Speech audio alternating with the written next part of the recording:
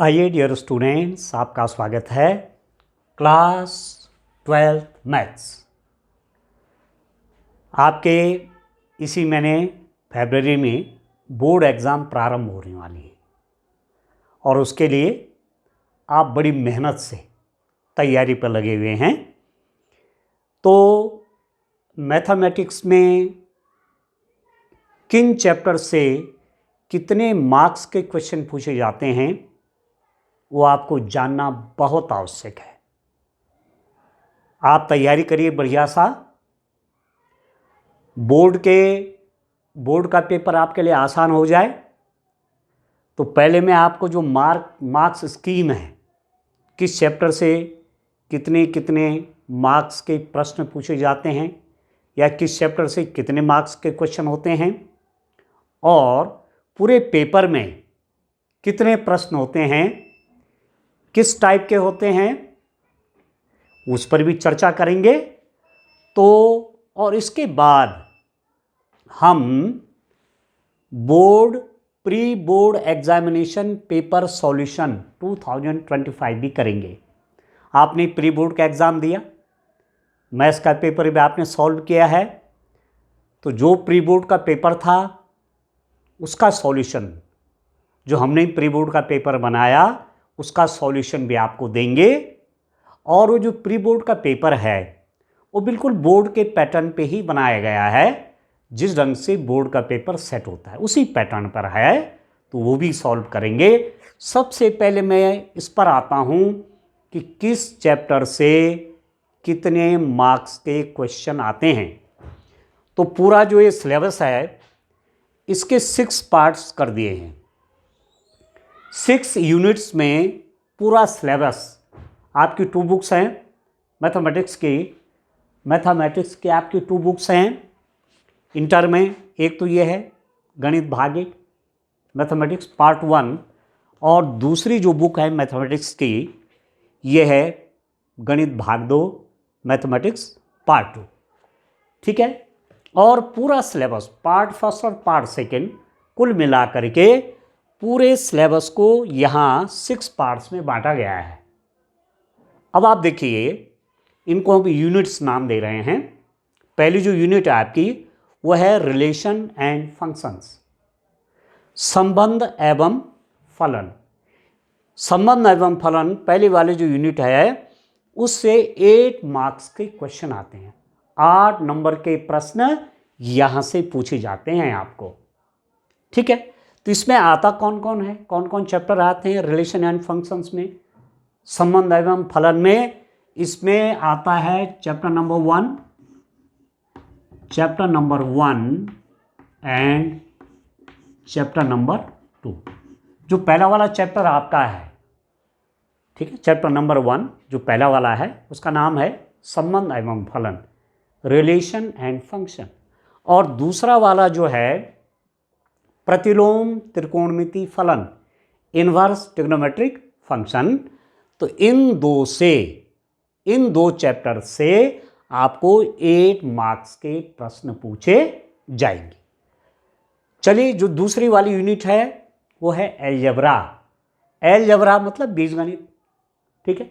इसमें क्या आता है? इसमें आता है dear students chapter number 3 and chapter number 4। Chapter number 3 and chapter number 4 unit 2 में है।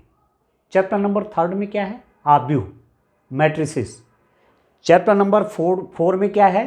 सारणिक, डिटर्मिनेंट। तो आव्यूह और सारणिक, मैट्रिसेस एंड डिटर्मिनेंट से 10 मार्क्स के क्वेश्चन पूछे जाते हैं। ठीक हो गया। और तीसरी वाली जो यूनिट है वो है कैलकुलस।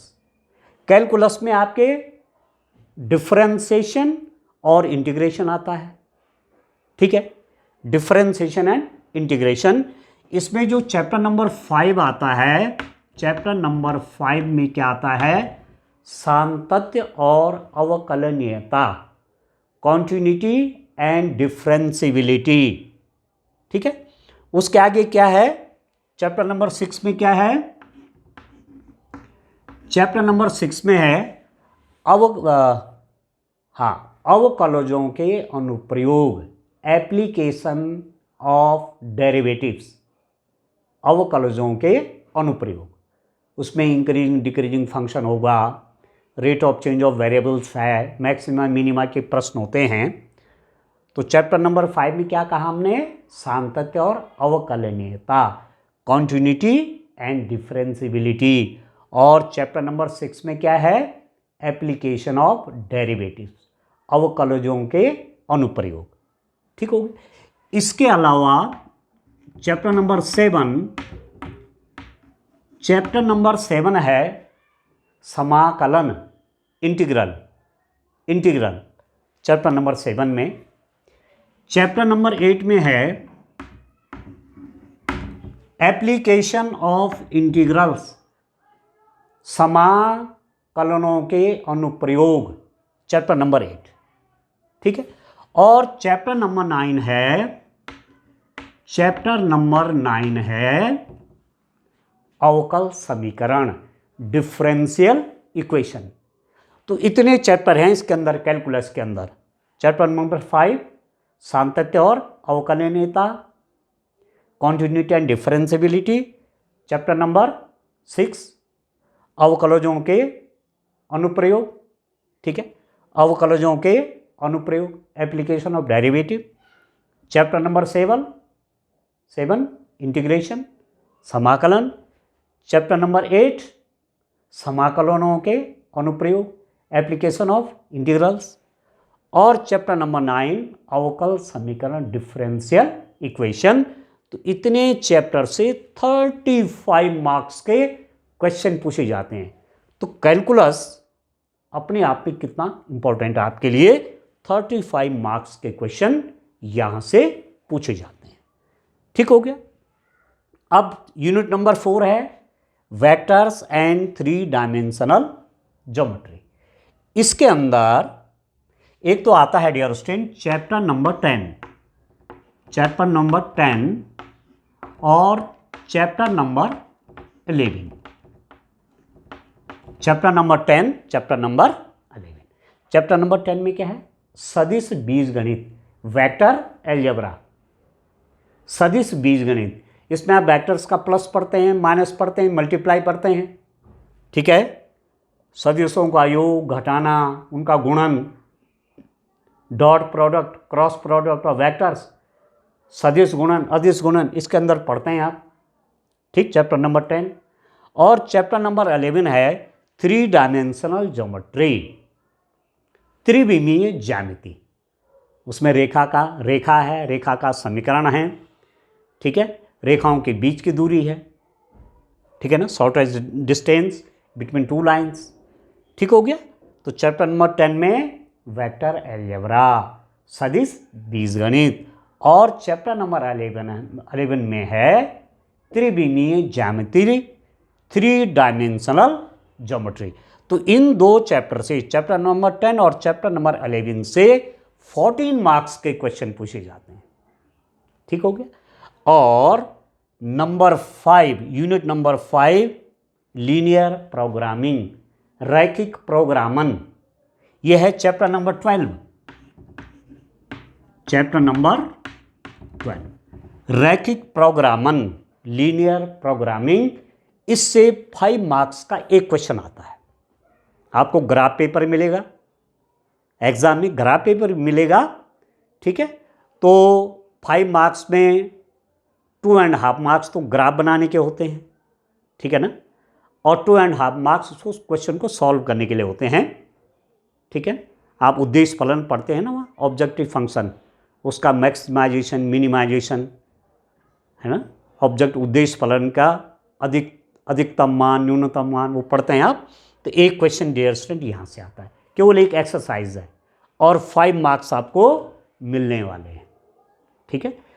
और last unit probability, chapter number 13 प्रायिकता, चैप्टर नंबर 13 प्रायिकता। और प्रायिकता आती है डियर स्टूडेंट आपकी 8 मार्क्स की। ठीक है, तो इससे चैप्टर नंबर 13 से 8 मार्क्स के क्वेश्चन आते हैं। तो जो पेपर आपका आएगा, आपको मालूम है मैथ्स जो है 100 मार्क्स के है, 80 मार्क्स का तो पेपर होता है, और उस पेपर का मैंने आपको डिवीज़न बता दिया है किस चैप्टर से कितने मार्क्स के क्वेश्चन आने वाले हैं। तो जो पेपर आएगा वो 80 मार्क्स का आएगा, 80 मार्क्स का पेपर आएगा।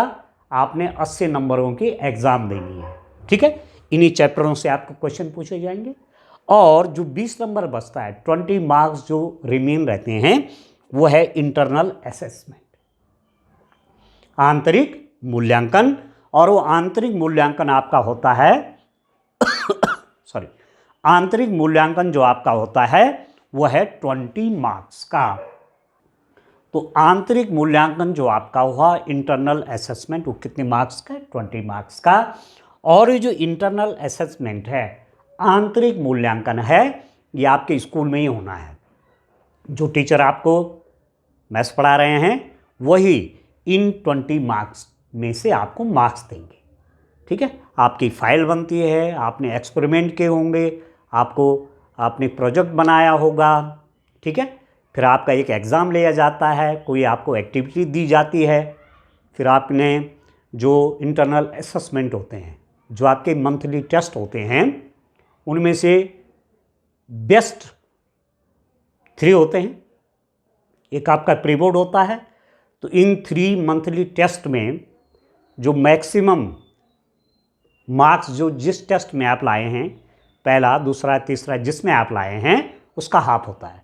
माना कोई स्टूडेंट 10 मार्क्स का एग्ज़ाम होता है ना, जो मंथली टेस्ट आपके होते हैं, ठीक है, 10 मार्क्स का पेपर होता है। यदि आप 10 में से 10 लाए हैं किसी एक में, फर्स्ट सेकंड थर्ड जो आपका मासिक परीक्षा हैं, किसी एक में यदि आप 10 लाए हैं तो 10 का हाफ 5 मार्क्स आपको वहाँ से दे जाएंगे, ठीक है ना। तो ये 20 मार्क्स का एग्ज़ाम आपके सर लेंगे, विद्यालय लेवल पर होगा, और 80 प्लस 20 कितना बन गया? 100 बन गया, ठीक है ना। तो इस रूप में ये आपको ध्यान रखना है। ये टेबल जो मैंने बनाई है डियर स्टूडेंट, इसको आप बढ़िया ढंग से ध्यान रखेंगे और इसके हिसाब से आप तैयारी करेंगे। किन चैप्टर में आपकी कितनी तैयारी हो गई, कितना कितना काम हो गया, कितना शेष है, आपको ध्यान में उच्च बात ध्यान में रख करके एग्ज़ाम की तैयारी करनी है। अब इसके बाद दूसरी टेबल में मैं आपको बताने वाला हूँ कि जो पेपर आपके पास आएगा ना, उसमें कौन क्वेश्चन कितने कितने मार्क्स के होंगे। 1 मार्क्स के क्वेश्चन आते हैं, 2 मार्क्स के क्वेश्चन आते हैं, 4 मार्क्स के क्वेश्चन आते हैं, और 5 मार्क्स के क्वेश्चन आते हैं। कितने कितने क्वेश्चन कितने कितने मार्क्स के आते हैं, कितने कितने प्रश्न कितने कितने अंकों के होते हैं, उसको मैं दूसरी टेबल बना करके आपको आपके सम्मुख रखता हूँ, जिससे बोर्ड एग्ज़ाम आप अच्छे ढंग से कर सकें। पता भी तो होना चाहिए ना कोई चीज़, किस चैप्टर से कितने मार्क्स के क्वेश्चन आ रहे हैं। 1 मार्क्स के कितने क्वेश्चन आते हैं मेरे पास पेपर में, 2 मार्क्स के कितने आते हैं, 4 मार्क्स के कितने आते हैं, 5 मार्क्स के कितने आते हैं, और टोटल कितने क्वेश्चन मुझको एग्ज़ाम में पूछे जाते हैं। 3 घंटे का पेपर होता है, 3 आवर्स का क्वेश्चन पेपर होता है, ठीक है ना। तो क्लास 12 मैथमेटिक्स के स्टूडेंट के लिए ये जो सब बातें मैं कर रहा हूँ, ये उनके लिए है, आपके मैथ्स के पेपर के लिए है, ठीक है। अब मैं दूसरी टेबल पे आता हूँ डियर स्टूडेंट। आइए दूसरी टेबल में आपके सम्मुख रखता हूँ। आइए डियर स्टूडेंट, उत्तराखंड बोर्ड में क्लास 12 मैथ्स के पेपर में अंकों का विभाजन, डिस्ट्रीब्यूशन ऑफ मार्क्स कैसे होगा, आइए इस पर चर्चा करते हैं, ठीक है। उसके बाद हम प्री बोर्ड एग्ज़ाम का 2025 का पेपर भी सॉल्व करेंगे, जो कि बिल्कुल बोर्ड के पैटर्न पे बना हुआ है। अब अंक विभाजन पेपर में कैसा रहेगा, कितने मार्क्स के कितने क्वेश्चन और पेपर में कितने क्वेश्चन आएंगे, एक टेबल मैंने यहाँ बनाई है। इधर लिखा है प्रश्नों के प्रकार, टाइप्स ऑफ क्वेश्चन, बहुविकल्पी, मल्टीपल चॉइस हो गया, निश्चित उत्तरीय फिक्स्ड आंसर टाइप, अति लघु उत्तरीय शॉर्ट आंसर टाइप लघु उत्तरीय, ये वेरी शॉर्ट आंसर टाइप हो गए, शॉर्ट आंसर टाइप हो गए, और ये दीर्घ उत्तरीय हो गए, ठीक है, लॉन्ग आंसर टाइप क्वेश्चन। तो 5 टाइप के क्वेश्चन आपको पूछे जाएंगे। बहुविकल्पी मल्टीपल चॉइस क्वेश्चन, एक प्रश्न के 4 विकल्प दे होंगे और सही विकल्प आपने परीक्षा में देना है। सही विकल्प कौन सा है वो आपने लिखना है, केवल विकल्प लिखना है। वहाँ बहुविकल्पी जो प्रश्न है, मल्टीपल चॉइस जो क्वेश्चंस हैं, वहाँ आपने एक्सप्लेनेशन व्याख्या नहीं देनी है, वहाँ आपने केवल ऑप्शन लिख देना है कि ये विकल्प सही है, ठीक है। तो बहुविकल्पी पहला प्रश्न मैथ्स में, क्लास 12th मैथ्स में पहला जो क्वेश्चन है वो मल्टीपल चॉइस का है और उसके 10 पार्ट्स हैं, 10 भागों में बटा रहता है प्रश्न नंबर 1। तो कितने मार्क्स का हो गया? 10। एक पार्ट जो है 1 मार्क्स का है, तो 10 पार्ट आते हैं तो 10 मार्क्स का हो गया। तो पहला क्वेश्चन 10 मार्क्स का है। पहला क्वेश्चन के कितने भाग हैं? 10। क ख ग घ ग च छ ज झ य, इतने पार्ट हो गए। तो क्वेश्चन नंबर 1 के 10 पार्ट्स हैं, मल्टीपल चॉइस है, केवल विकल्पों के आंसर देने। इसी प्रश्न में, प्रश्न नंबर 1 में पिछले साल से बोर्ड ने कैसे प्रश्न दे रहे हैं, इसी में 2 प्रश्न कारण, ठीक है, या कह सकते हैं आप अभिकथन और कारण, ठीक है, अभिकथन और कारण के प्रश्न आपको यहां दिए जाएंगे। 2 प्रश्न उसके भी रहेंगे, ठीक है, अभिकथन और कारण, ठीक है, एसर्शन एंड रीजन, इसी में, ठीक है। 8 प्रश्न तो एक बहुविकल्प हो ही गए। उसके आधार पर उसके आगे जो 9वां 10वां पार्ट होगा वो क्या होगा? दो प्रश्न ऐसे होते हैं जो अभिकथन, एसर्शन और कारण, रीजन। तो उसमें से जब मैं बोर्ड का पेपर, जब मैं ये प्री बोर्ड का पेपर सॉल्व करूंगा तो वहाँ आप उन 2 क्वेश्चंस को देखेंगे, ठीक है। तो पहला क्वेश्चन 10 पार्ट्स में बटा होगा और एक पार्ट 1 मार्क्स का है, तो 10 मार्क्स का ही हो गया, ठीक है। फिर है निश्चित उत्तरीय फिक्स्ड आंसर टाइप क्वेश्चन। ये 1 मार्क्स के क्वेश्चन होते हैं और 6 आते हैं पेपर, 6 क्वेश्चन फिर 1 मार्क्स के। इनमें फिक्स्ड आंसर लिखना पड़ता है। आपका आंसर एक लाइन में हो सकता है, बहुत लंबा चौड़ा कैलकुलेशन कुछ नहीं, 1 लाइन में आंसर दे सकते हैं तो दीजिए, ठीक है। कितने मार्क्स के हो गए? 6, ठीक है। वेरी शॉर्ट आंसर टाइप कितने हो गए? वेरी शॉर्ट आंसर टाइप जो है, एक प्रश्न 2 मार्क्स का आएगा, 2 मार्क्स का प्रश्न है, 5 मार्क्स, ठीक है, सॉरी 5 क्वेश्चन होंगे, एक क्वेश्चन 2 मार्क्स का है, 5 क्वेश्चन होंगे, 5 2 जा 10। तो फर्स्ट क्वेश्चन वो 10 पार्ट्स का है, 10 उसमें पार्ट होंगे, 10 मार्क्स का हो गया। फिर उसके बाद 6 क्वेश्चन 1 मार्क्स के होंगे। क्वेश्चन नंबर 2 से क्वेश्चन नंबर 7, 2 3 4 5 6 7, ये 1 मार्क्स के क्वेश्चन होंगे। क्वेश्चन नंबर 8 से क्वेश्चन नंबर 12 तक 5 क्वेश्चन हो गए। क्वेश्चन नंबर 8 से 8 9 10 11 और 12, ये 2 मार्क्स के क्वेश्चन होंगे, 10 मार्क्स के होंगे, ठीक है। 13 से लेकर के 18 तक, 13 से 18 तक, 13 14 15 16 17 18, ये 4 मार्क्स के क्वेश्चन होंगे। एक क्वेश्चन कैसे हैं? शॉर्ट आंसर टाइप हैं, ये लघु उत्तरीय, तो इसमें एक्सप्लेनेशन थोड़ा ज़्यादा आएगा, ठीक है। क्वेश्चन को आपने सॉल्व करना है विधिवत, ठीक है। तो वन क्वेश्चन 1 मार्क्स का है, सॉरी 1 क्वेश्चन 4 मार्क्स का हो गया, ठीक है। और 6 क्वेश्चन होंगे तो 6 4 जा 24, मतलब 24 मार्क्स के लघु उत्तरीय प्रश्न होंगे। 6 प्रश्न लघु उत्तरीय पूछे जाएंगे, एक प्रश्न 4 अंक का होगा, तो 6 चौके 24 अंकों का ही होगा। और दीर्घ उत्तरीय लॉन्ग आंसर टाइप क्वेश्चन कितने होंगे? लॉन्ग आंसर टाइप क्वेश्चन भी 6 पूछे जाएंगे। 6 प्रश्न होंगे लॉन्ग आंसर टाइप के और एक क्वेश्चन 5 मार्क्स का है।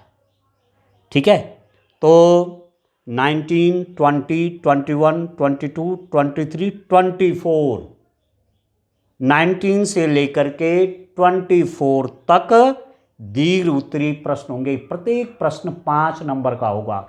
19 वाला भी, 20 भी, 21 भी, 22 भी, 23 भी, 24 भी। प्रत्येक प्रश्न कितने का? 5 अंक का।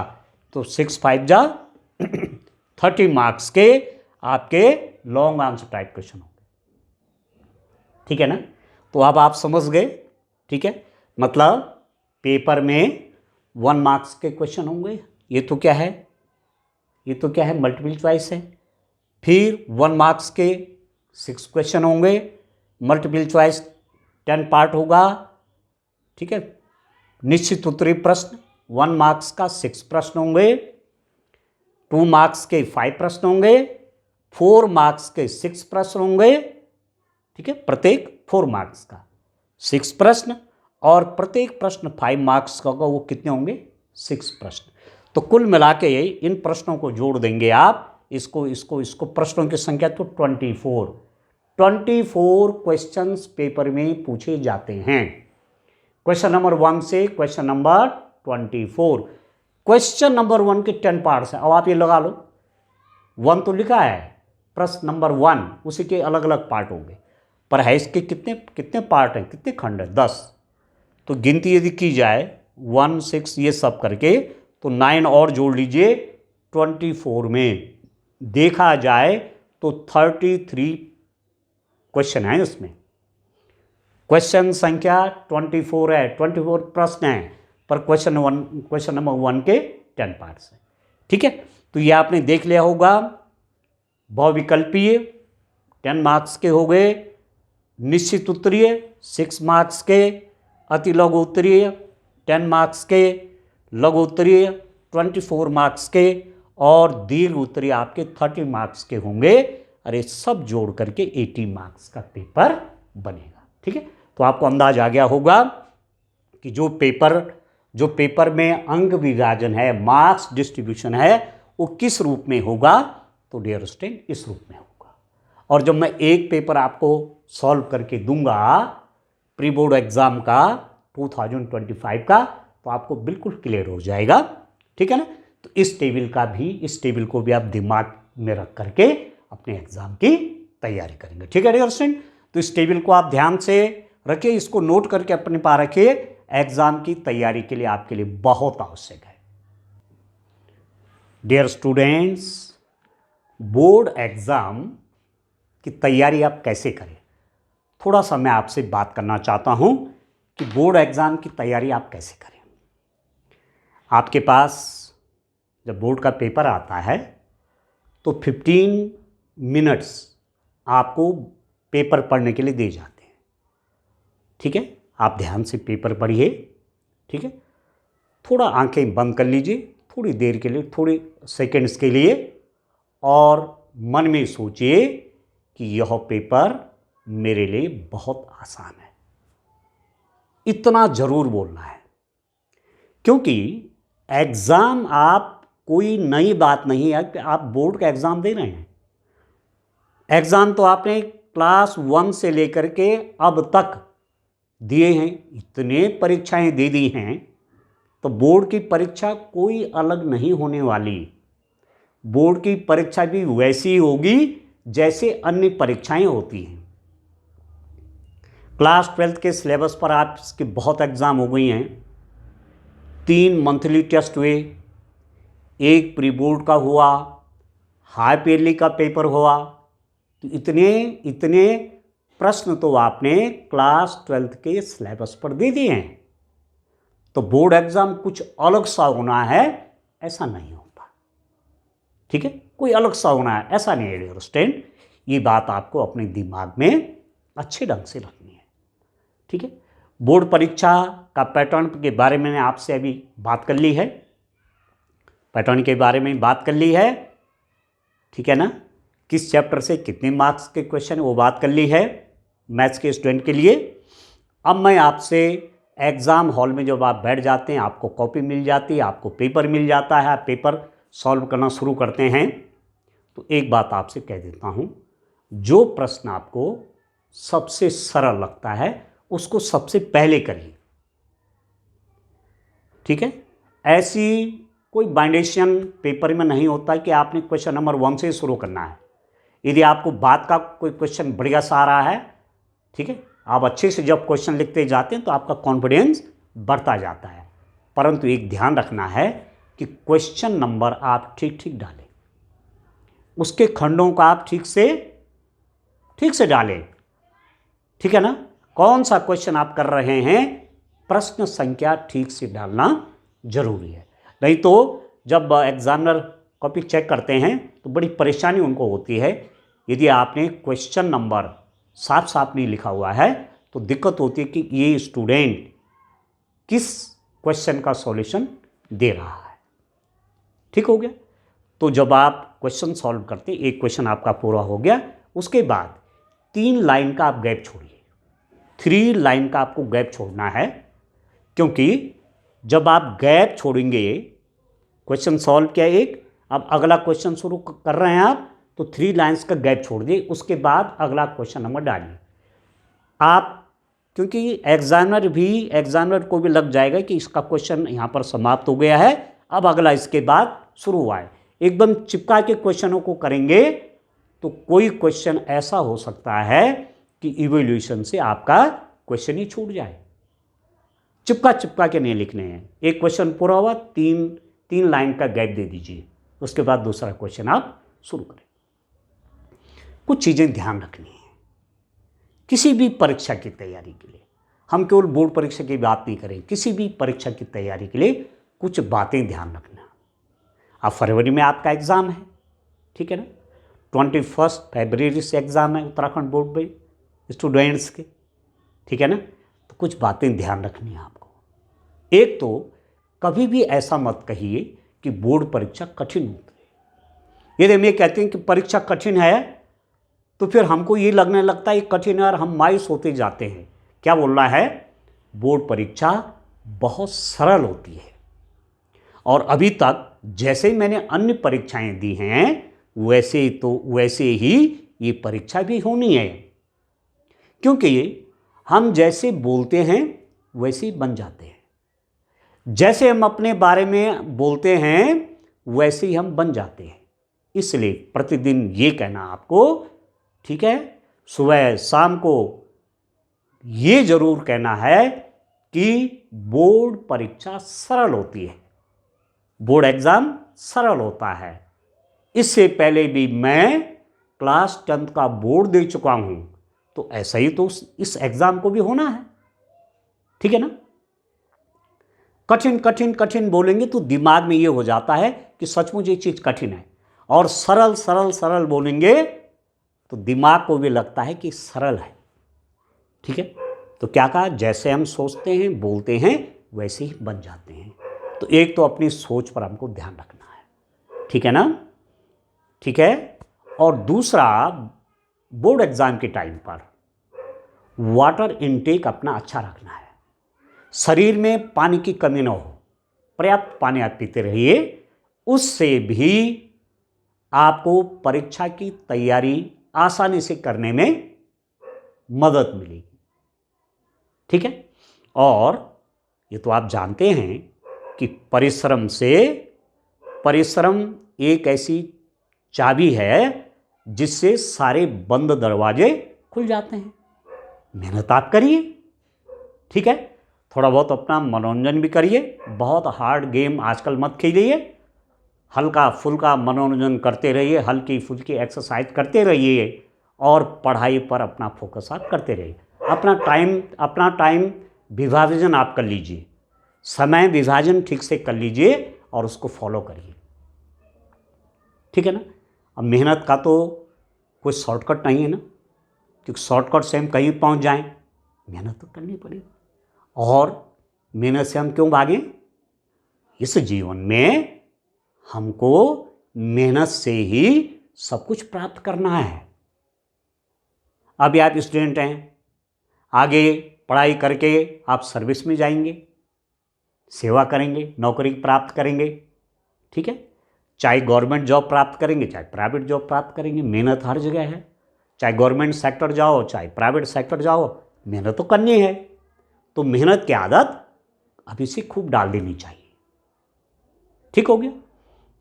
ये बात आपने पहले भी सुनी होगी कि कामयाबी के दरवाजे उन्हीं के लिए खुलते हैं जो खटखटाने की हिम्मत रखते हैं।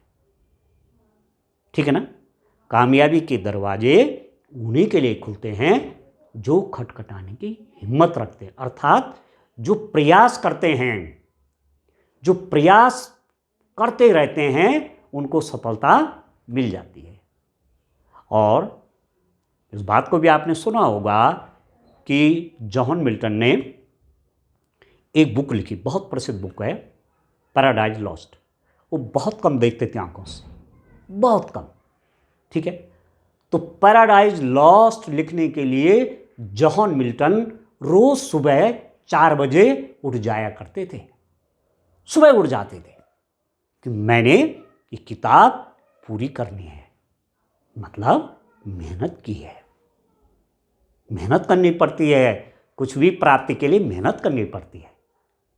ठीक है ना।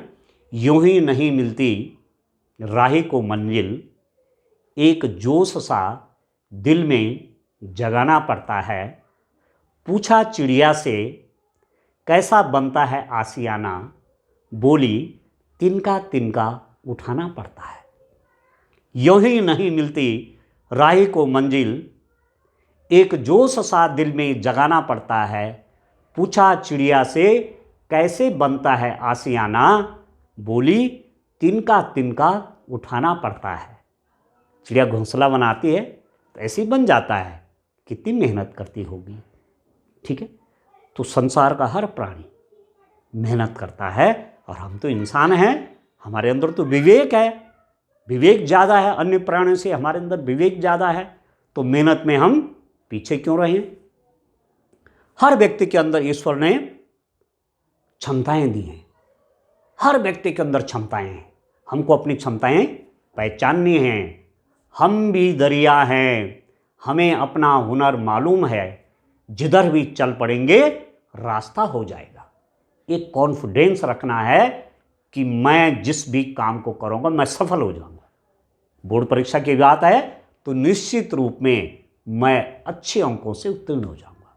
ये आप जानते हैं कि हमारी उत्तराखंड गवर्नमेंट ने, जब आप बच्चा इंटर कर लेगा अच्छे मार्क्स के साथ, अच्छे परसेंटेज के साथ जब आप आगे बढ़ते हैं, तो जब आप आगे अपनी पढ़ाई करेंगे तो आपके लिए स्कॉलरशिप की व्यवस्था भी है, परंतु अंक आने चाहिए अच्छे। ठीक है। और उसके लिए क्या करना है, पढ़ाई करनी। अभी आपके पास समय है।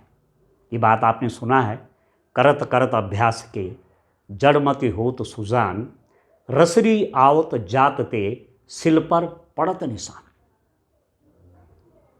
ठीक है। आप देखते होंगे जहाँ पर अब गाँव में, ठीक है, अधिकांश स्टूडेंट गांव वाले हैं, गांव में रहते हैं, कुछ शहर में भी रहते हैं। तो पानी का धारा होता है, तो पानी के धारे के नीचे एक पत्थर लगा रहता है, पत्थर रखा रहता है। लगातार उस पत्थर पर पानी गिरने से एक निशान बन जाता है, छेद जैसा हो जाता है वहाँ पर। पत्थर इतना हार्ड है, पानी इतना कोमल है, तो लगातार जब उसके ऊपर पड़ रहा है तो उस पर निशान बना देता है। ऐसी तो है ये मेहनत है। जब हम लगातार मेहनत करते रहेंगे तो निश्चित रूप में हमें सफलता मिलनी है, और बहुत अच्छी सफलता मिलनी है। पसीने की स्याही से जो लिखते हैं अपने इरादों को, उनके मुकद्दर के पन्ने कभी कोरे नहीं हुआ करते। ये तो सुनिए ना आपने बात। पसीने की स्याही से जो लिखते हैं अपने इरादों को, उनके मुकद्दर के पन्ने कभी कोरे नहीं होते।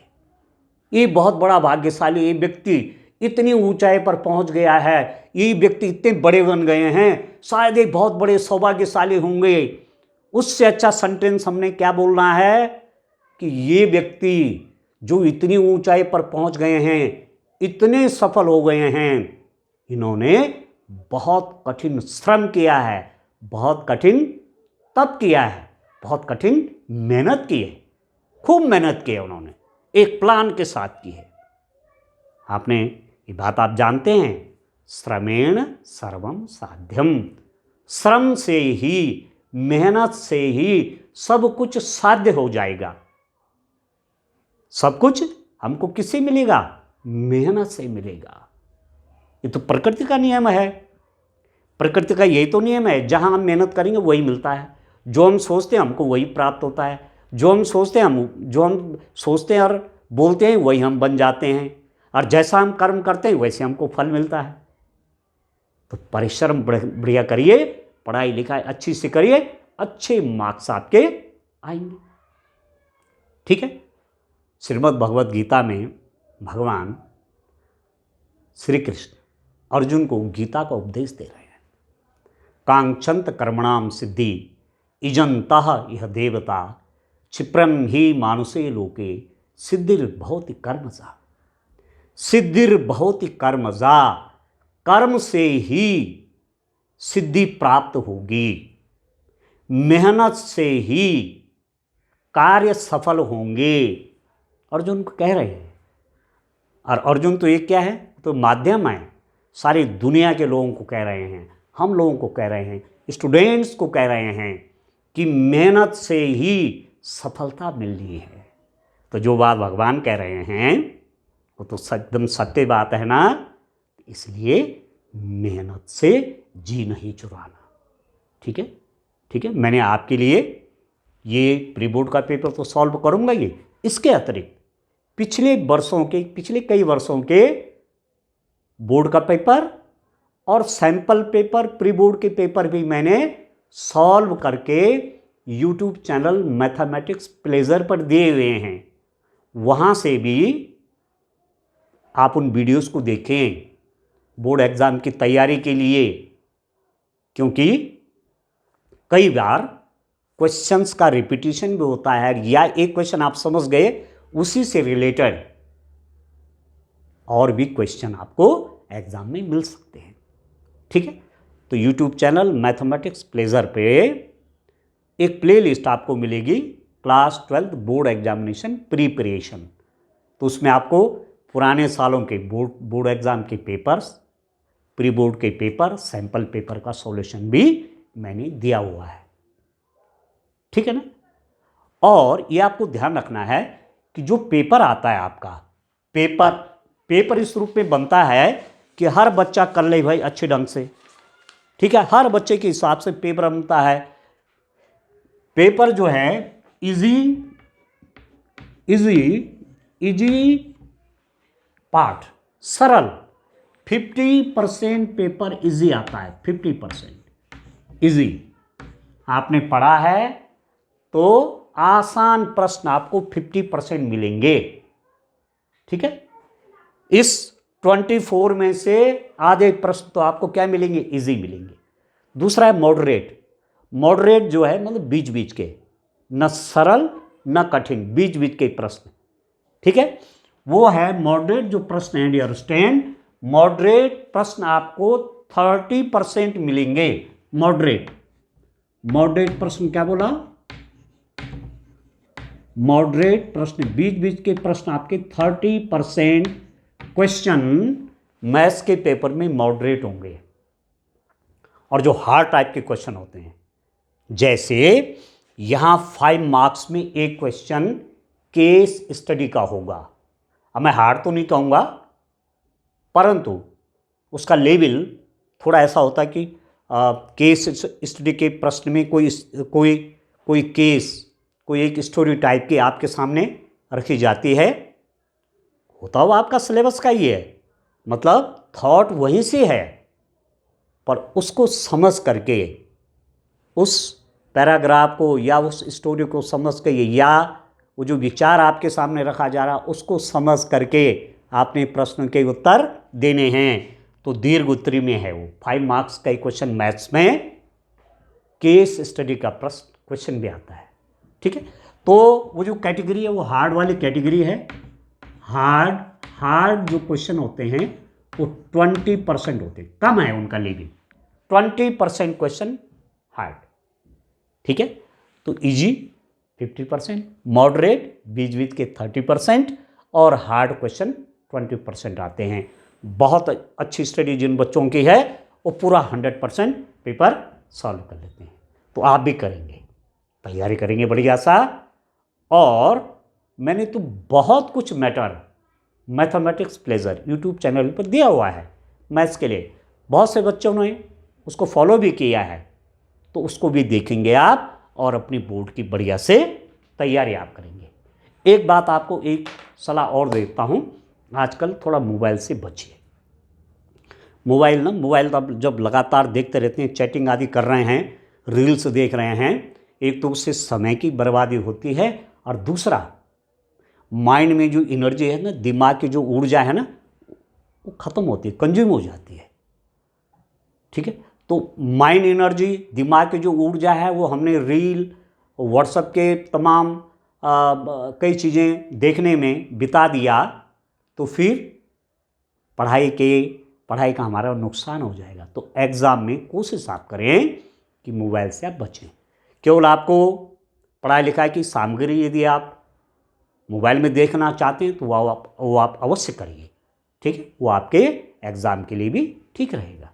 पर अतिरिक्त चीज़ें से आप बचिए, सावधान रहिए।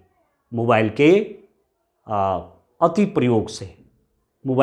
प्रयोग से बचिए। आप अपनी एनर्जी को सेव रखिए, अपनी ऊर्जा को संरक्षित रखिए अपनी पढ़ाई के लिए, ठीक है।